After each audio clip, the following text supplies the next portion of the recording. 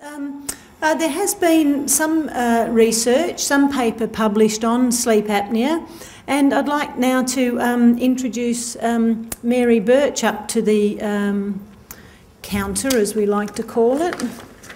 And thank you, Tess.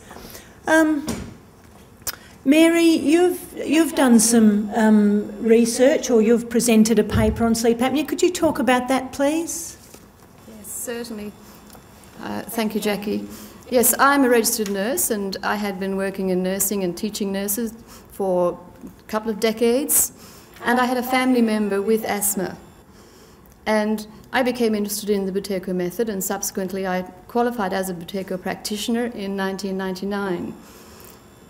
More and more as a practitioner, I was getting inquiries about sleep apnea, and there wasn't a lot written in the literature about it. Buteyko himself actually mentioned sleep symptoms in some of his research, but at that stage I don't think sleep apnea was a big issue in Russia, or for that matter in Australia, because we didn't have the sleep clinics, the sleep centres, it wasn't diagnosed, we didn't have CPAPs at that stage. So in the last 5 or 6 years, I was getting more and more inquiries about sleep apnea, and I thought, there's so little written about it, somebody should write it. So I thought, well, why not me?